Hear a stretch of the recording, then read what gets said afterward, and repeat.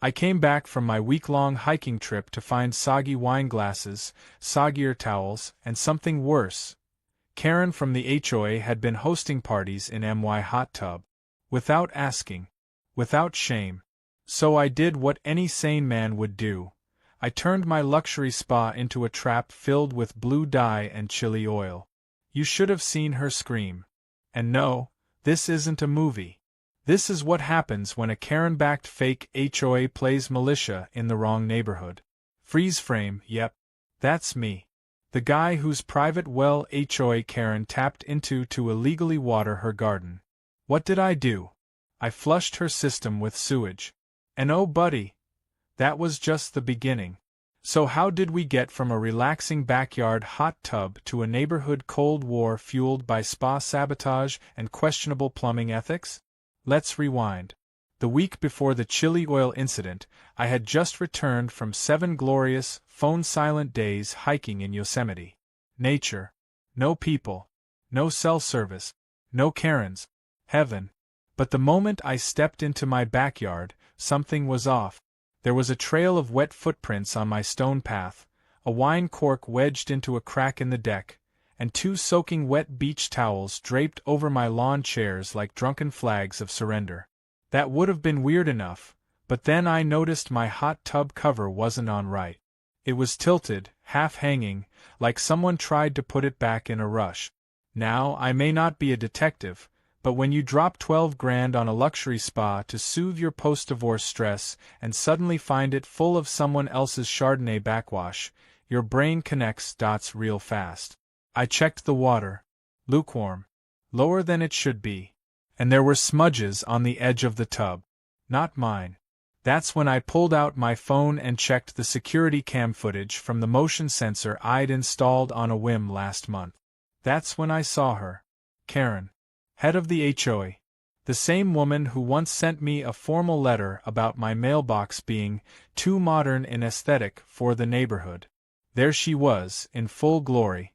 Sun hat, leopard print swimsuit, and a glass of wine that probably cost more than her integrity, sinking into my tub like she owned it. She wasn't alone either. 3 other women, all with HOA name tags, clinked glasses and laughed like they were at a damn spa retreat. I blinked, rewound, checked the timestamp. Monday, Tuesday, Thursday, Friday. 4 times that week, while I was halfway up a mountain, this suburban mafia had turned my backyard into their personal Napa Valley. She even brought a Bluetooth speaker and a charcuterie board. I'm not even joking. Now I know what you're thinking. Maybe it was a misunderstanding. Maybe she thought I'd given permission. Oh viewer. Sweet, trusting viewer. If you've never dealt with an HOA Karen, let me explain how their minds work. If it's not nailed down and you didn't explicitly say no in blood and notarized font, they think it's fair game. And even if you do say no, they might fine you for being unneighborly. So I marched across the street, footage loaded on my phone, ready for a confrontation. I knocked. She opened the door, all smiles and pearls. Jake. Welcome back. Hope the trip was nice. I didn't even get a word in before she said, "Oh, by the way, I hope you don't mind, we made some good use of your tub while you were away. It just seemed like a shame to let it sit unused." Let it sit unused? My jaw almost fell into her begonias. "I mind," I said, as calmly as I could, though my left eye was twitching. "It's private property. You had no right to be back there." She gave a little laugh, the kind people give when they think you're being dramatic. "Oh come now. Don't be so uptight. You weren't even here." I was halfway through crafting a sarcastic comeback when she added, "Actually, I sent out a little thank you to the neighborhood. Hope you don't mind." I did mind. Deeply. And I minded even more when I saw the thank you in question, an HOA newsletter titled Soak Up the Summer, featuring a full paragraph about our wonderful neighbor Jake, who generously allowed us to host Wind Down Wednesdays in his beautiful spa space. I didn't know whether to scream or sue. That night, I sat on my deck, staring at my violated tub like it had cheated on me. My jets felt betrayed. My chlorine felt soiled. And then it hit me, this wasn't about one tub. Karen had been doing stuff like this for months. She once tried to fine another neighbor for planting sunflowers that didn't match the neighborhood color palette. She sent a warning letter to an elderly couple for hanging wind chimes that might exceed noise ordinance levels. She wasn't just entitled. She was the neighborhood tyrant. The kicker? My house wasn't even under her HOA's jurisdiction. I was on the edge of the development, technically not part of the charter, which meant she had zero authority over me or my property. And that meant everything she'd done, from sneaking into my yard to publishing my name in an HOA document, was completely out of line. I decided to look into the HOA charter. And what I found made me laugh, then seethe. Karen had been bluffing authority over non-members for years. Most people just didn't question her, afraid she'd bury them in bureaucratic nonsense. But not me. Not anymore. See, I'm not just a guy with a hot tub. I'm a systems engineer. My job is literally to find creative solutions to complex problems under pressure. And Karen had just become a very satisfying problem to solve. The next morning, I put together a plan. One that would strike the perfect balance between legal compliance and delicious, untraceable pettiness. And it started with a quick trip to the pool supply store. There, I picked up a bottle of tracer dye. The kind that turns pool water bright blue if someone leaks it, but is totally harmless and nearly impossible to wash off immediately. Then I swung by the spice shop and got a little bottle of ghost pepper chili oil concentrate. 2 drops of that in bathwater? Itch City. But I wasn't done. I upgraded my security cameras, installed motion-triggered lights, and just to be sure, I scheduled a fake out-of-town camping weekend by loudly telling the mail carrier I was going off-grid again. I left my porch light off that Friday night, turned on the tub to preheat, and waited. By Sunday morning, the trap was set, and Karen, like clockwork, was about to walk straight into it. But what I didn't know, what I couldn't have known, was that she wasn't coming alone this time. No, this time she was bringing a guest I hadn't planned for. Someone who would turn my petty revenge into a neighborhood-wide scandal that made next door light up like a Christmas tree. And oh boy, that's when things got real. Karen showed up Sunday morning wearing a smug little visor and carrying a cooler full of something fizzy. But she wasn't alone. This time, she brought reinforcements. 3 women from the HOA, including the lady who once tried to ticket a neighbor for leaving their trash can out 10 minutes past pickup, and a man I recognized as her creepy second cousin who seemed to hover at every HOA barbecue like a sentient paper plate. And then there was the 4th guest. Someone I hadn't expected at all, Mr. Halvorsen, the actual HOA president. Or, technically, the guy who was supposed to be, had Karen not staged a quiet little coup by convincing everyone else he was too old to keep up. The fact that he was here, in his polo shirt and sandals, carrying a folding chair and a Tupperware of deviled eggs, told me this wasn't just another hot tub brunch. This was a full-blown HOA-sanctioned backyard invasion. And it was happening right on schedule. I watched from my upstairs window, camera rolling, as they all shuffled into my backyard through the side gate. No knock. No text. Just a quick peek to make sure I wasn't home. Then they lowered themselves into the warm, welcoming, sabotaged waters of my private spa. Karen was the first in, of course. Queen Bee. She lowered herself with a satisfied sigh, like Caesar climbing into his chariot. Her crew followed. Giggles erupted. Corks popped. Glasses clinked. I could hear Karen from the security audio feed. Cheers to another beautiful HOA Sunday. And big thanks to Jake, our favorite off-the-grid nature boy, for making this possible. They had no idea what was coming. 10 minutes in, I saw it start. The water began to turn a rich, oceanic blue, not immediately obvious in the sunlight, but enough that one of the women paused mid-sip and squinted at her thighs. She ran a hand over her leg, frowned, and rubbed her fingers together. Karen waved her off. "It's just the jets," she said. "This tub always has a tint." That's when the chili oil kicked in. At first, it was subtle. A little shifting. Some casual scratching. But then it escalated fast. The second cousin stood up suddenly, nearly slipped, and shouted something that was bleep-worthy even for a neighborhood wine brunch. Karen blinked, confused, and tried to wipe her arm. Too late. Her skin was turning blotchy. Angry red splotches started forming around her neck and chest. One of the other women shrieked and splashed backwards, bumping into Halvorsen, who looked more betrayed than alarmed, like the spa gods had forsaken him. Then came the burning. You don't realize how sensitive the human body is until you mix diluted ghost pepper extract into warm, aerated water. The jets only made it worse, circulating the oil in a full-body exfoliation of doom. They scrambled. Wine glasses went flying. Someone kicked the cooler. Karen practically launched herself out of the tub, slipping on the deck and falling on her side with a loud thump, blue water trailing behind her like she'd tried to wrestle a smurf.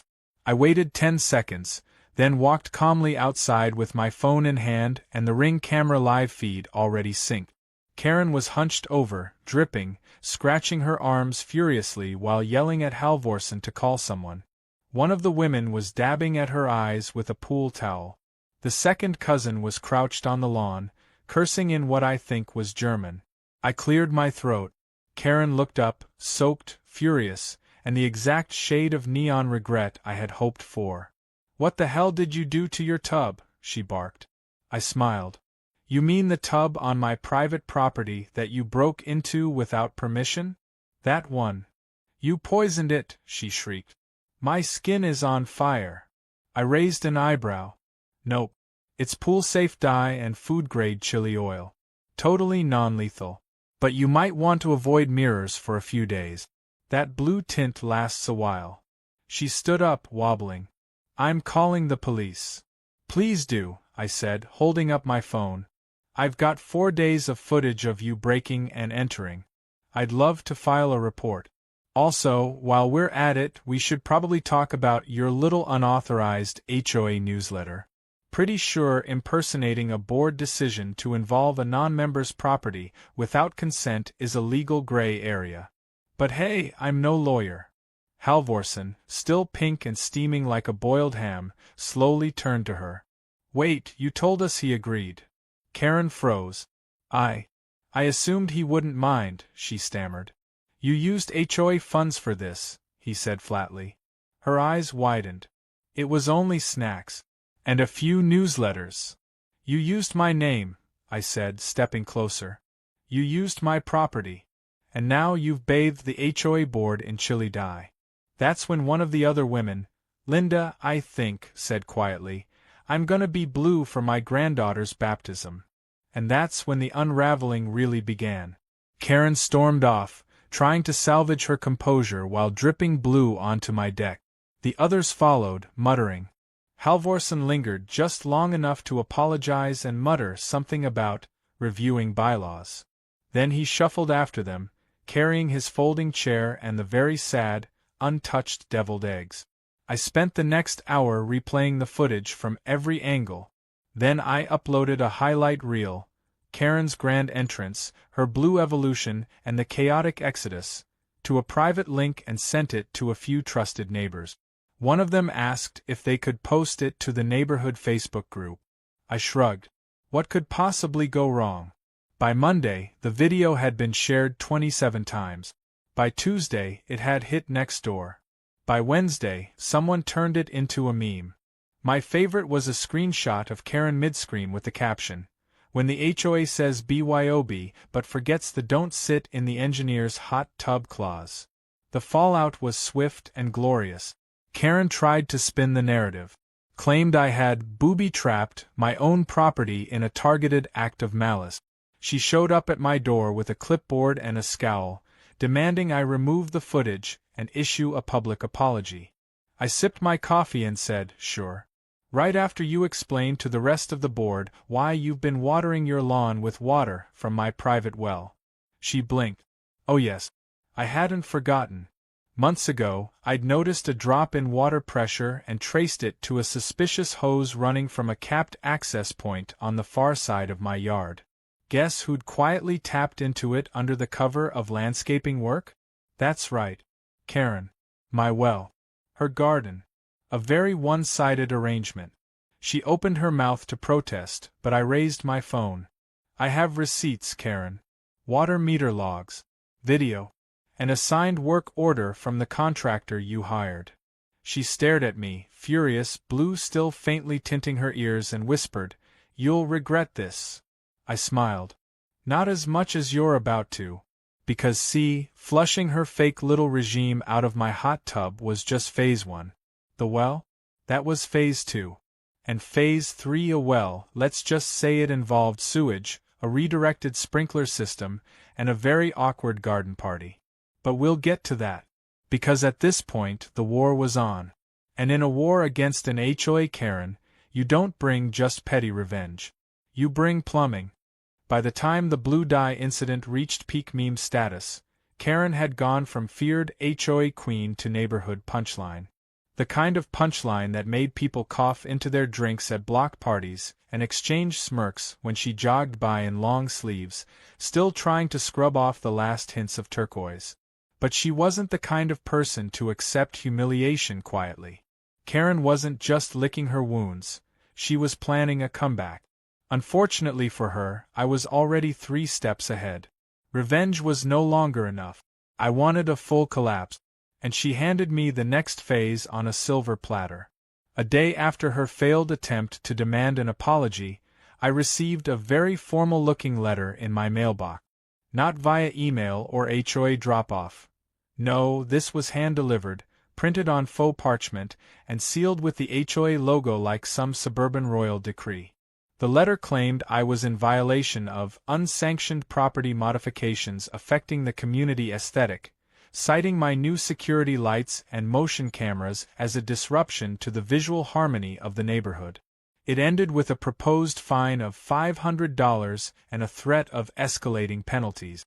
There was just one problem. I wasn't under HOA jurisdiction. She knew it. I knew it. The board knew it. But Karen was betting that if she wrapped her threats in enough official-looking jargon, I'd either pay the fine or panic. Instead, I laughed so hard I nearly dropped my coffee. Then I drove straight to Mr. Halvorson's house. He answered the door in socks and a golf shirt, looking like he'd aged 10 years since the chili dye incident. I didn't waste time. I handed him the letter. He read it, frowned, and asked, "She sent this herself?" I nodded. He sighed, rubbing the bridge of his nose like a man whose last nerve had just filed for early retirement. "She doesn't have the authority," he muttered. "She's been sending these to multiple households lately. I was told she'd stopped." "She hasn't," I said. "And if you want her out before she drags the entire board into a lawsuit, you might want to take a look at this." I pulled up my tablet and showed him the footage I'd been compiling, not just the hot tub incident, but months of Karen's sneaky HOA overreach. Unapproved inspections. Threat letters. Secret meetings. My personal favorite was her banging on a neighbor's door with a tape measure because their porch light was allegedly too warm in tone. Halvorson leaned back, silent. When I finished, he said, "Would you be willing to share that with the rest of the board?" "Gladly," I said. "Just let me know when." He called an emergency HOA board meeting that same week, and to my absolute joy, he invited me to present my case. Not as a member, but as a concerned neighbor and unwilling victim of HOA tyranny. I showed up with a neatly prepared digital presentation labeled Operation Karen Fallout and spent the next 20 minutes walking them through Exhibit A through Z. The newsletters, the forged signatures, the surveillance footage, the water theft. At one point, a board member gasped and said, "Wait, she was charging wine tastings to the landscaping budget?" The best part came near the end, when I played a clip of Karen saying, "Jake doesn't mind us using the tub, he's probably off hugging trees or whatever." The room went quiet. Then someone laughed. Then everyone laughed. Except Karen, who had shown up 10 minutes late and was now standing in the back, arms crossed, face unreadable. The vote to remove her was unanimous. Officially, she was relieved of her leadership role pending investigation, but everyone knew what that meant. She stormed out without a word. I followed at a polite distance, just to see where she was headed. She stomped across the street toward her house, muttering under her breath. I stood there for a moment, half expecting her to turn around and unleash a final insult. Instead, she flipped me off and slammed her front door. By the next morning, it was public. The HOA sent out a notice informing residents of Karen's removal and a pending audit of board funds. Suddenly, people weren't afraid to talk. A neighbor down the street told me Karen once threatened to report their son's treehouse as an unpermitted structure. Another said she'd measured the height of their grass with a ruler. Someone else admitted Karen tried to sell them custom HOA-compliant mailbox flags she printed at home. She had run the HOA like a one-woman monarchy, and now the peasants were in open rebellion. But just when it seemed like Karen was finally out of moves, she tried one last desperate play. She filed a petition with the county requesting to expand the HOA boundaries to include my property. I found out when a county clerk, baffled by the paperwork, called me to ask why someone had submitted a hand-drawn map with my house circled in red ink and labeled non-compliant parcel. I almost choked on my cereal. I drove straight to City Hall with my deed, property map, and a flash drive of video evidence. The clerk laughed so hard they called in their supervisor just to show them. They denied the petition on the spot and flagged Karen's file for future scrutiny. I asked for a copy of her submission. It was glorious. Scribbles, crossed-out clauses, and even a section labeled Property Annexation Strategy. She'd basically tried to stage a hostile HOA takeover like it was a military operation. Now the gloves were off. I activated Phase 3. Remember how Karen had tapped into my private well to water her garden? Well, I'd had a professional plumber reroute that system and install a backflow valve to prevent any future tampering. Then I did one better. I had the waste line from an old, unused greywater tank temporarily redirected into the line she'd illegally connected. Just enough to flush it with a non-toxic but extremely unpleasant mix of sewage-laced runoff. It happened at 3:13 p.m. on a Tuesday. Karen turned on her sprinkler system and was promptly greeted with the smell of hot compost and despair. Her backyard turned into a horror movie. Brown mist sprayed across her hydrangeas. Her roses drooped like they'd given up on life. She ran outside in flip-flops, gagging, trying to yank the hose out of the ground. Too late. She called a plumber. Then she called the county. Then she called me. I didn't answer. Instead, I walked to my backyard, sat in my now pristine, properly sealed hot tub, and toasted the sky with a chilled drink. Peace had returned. But something told me Karen wasn't finished. Not yet. And I was right. Because 2 days later, I received an anonymous letter in my mailbox. No return address. Just a single sentence typed in bold. You'll be sorry when the neighborhood hears what you did to the HOA funds. The war wasn't over. Karen had one last card to play. And if she thought I was going to fold, she had no idea who she was messing with. I read the anonymous letter 3 times, each time slower than the last. You'll be sorry when the neighborhood hears what you did to the HOA funds. That was rich, considering the only person in the neighborhood who had ever played Monopoly with actual HOA money was Karen. But still, the timing was calculated. Just as the storm had quieted, she was trying to flip the script and paint herself as the victim. Classic move. This wasn't just desperation. It was her final Hail Mary. And it told me one very important thing. She wasn't out of ammo yet. She was just reloading. I knew Karen wasn't dumb. Delusional, yes. Entitled beyond comprehension, absolutely. But not dumb. She knew she couldn't fight me on property lines or legal standing. She'd already lost that battle in front of the board and the county. But character? Public image? That was still her battlefield. And now she was coming for mine. The next morning, my neighbor Steve stopped me by the mailbox with a raised eyebrow. Hey man, a weird question. Did you really bill the HOA for your spa repairs? I blinked. What? He scratched the back of his neck. Karen's been telling people you filed a reimbursement request for damages. Something about claiming emotional trauma, and replacing the hot tub water with imported mineral spring gallons. I laughed out loud. Loud enough that Steve took a step back. No, Steve. I didn't charge the HOA for anything. I didn't even bill them for the chili oil, and that stuff's not cheap.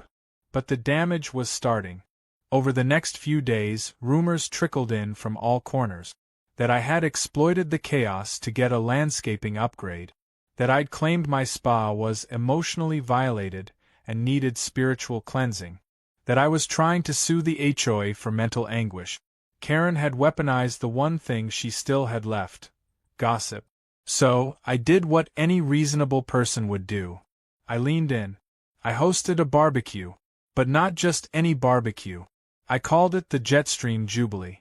A light-hearted celebration of clean water, clear boundaries, and honest neighbors.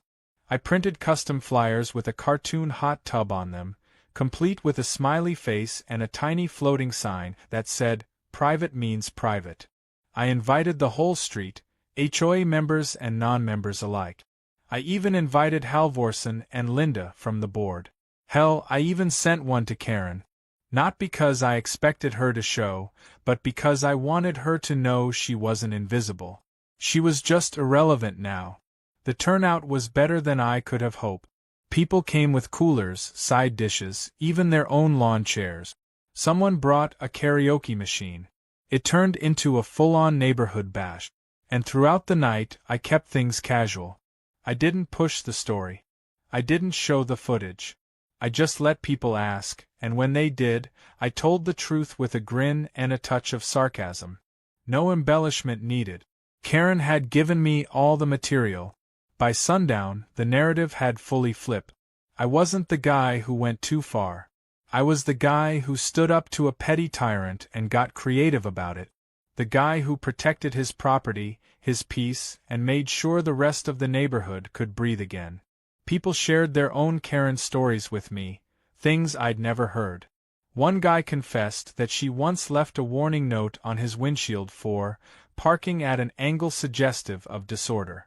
Another said she asked to inspect his backyard for fence alignment, whatever that means. By the end of the night, several neighbors had already floated the idea of nominating me to the board. I declined with a smile. I'm more of a backseat sabotage kind of guy, I said. But even as the party died down and the last sparks of the fire pit faded, I had a nagging sense that Karen hadn't played her final card. And sure enough, it came the next morning, not in the form of another letter, but in something far worse, a visit from a city compliance officer. He showed up in a white truck, clipboard in hand, and asked to inspect my hot tub setup. Apparently, there had been a complaint filed anonymously about improper drainage systems, unauthorized exterior lighting, and suspected graywater misuse. It was a kitchen sink complaint. Someone had thrown every code violation they could think of into a single form and hoped something would stick. I smiled, welcomed him in, showed him everything. Proper permits, water hookups, camera documentation. I even brewed him a cup of coffee while he inspected the valve connections. The man was professional but clearly annoyed that his time was being wasted. At the end, he handed me a clean report and said, "If you ever find out who filed this, let them know false reports can come with real consequences." Oh, I knew. And I had just enough patience left to make sure those consequences would be loud. That weekend, I filed a formal harassment complaint with the city. Attached all the anonymous notes, fake violations, and footage of Karen trespassing and tampering with water lines. I submitted a copy to the HOA board, the county records office, and, just for fun, the neighborhood Facebook group with the caption, "Update. The jets are clear, but apparently the sewage lives on." Reactions flooded in. People were furious on my behalf. Not because of the prank itself, but because Karen couldn't just walk away. She couldn't lose with dignity. She had to scorch the earth on her way out. But by then, nobody was following her lead. She'd lost her power, her audience, and, as I later found out from Linda, even her voting rights within the HOA. Her membership had been suspended pending ethics review. And the final twist? Remember that tap into my well she rigged to water her prize roses? Well, after I shut that down and flushed the line, her garden started to dry up. Slowly, quietly, just enough that her once perfect flower beds turned patchy, wilted. The same week her sprinkler system was deemed contaminated and flagged for costly repairs, her front lawn won Most Improved from a local gardening group. The award came with a plastic gnome and a gift card to a home improvement store. She was not amused. She doesn't speak to anyone now. Walks with her head down. Still wears long sleeves. I hear she's been trying to sell the house, but word travels fast in a neighborhood like ours. Nobody wants to buy the former home of the chilly-dyed HOA dictator who tried to annex her neighbor's property and ended up with sewage in her hydrangeas. As for me, I still soak in my hot tub every Sunday just like before. Only now I've got a tiny floating sign that says, "Jets only, Karen's not welcome," and a rubber duck painted blue with a tiny crown. I call him Duke of Dye. Peace, as it turns out, doesn't always come from keeping quiet or turning the other cheek. Sometimes it comes from cameras, chlorine, chili oil, and a very well-timed party invitation. And as I sit back, cold drink in hand, jets bubbling at my feet, I raise a toast to suburban justice. Because when a fake HOA declares war on the wrong neighbor, all bets are off.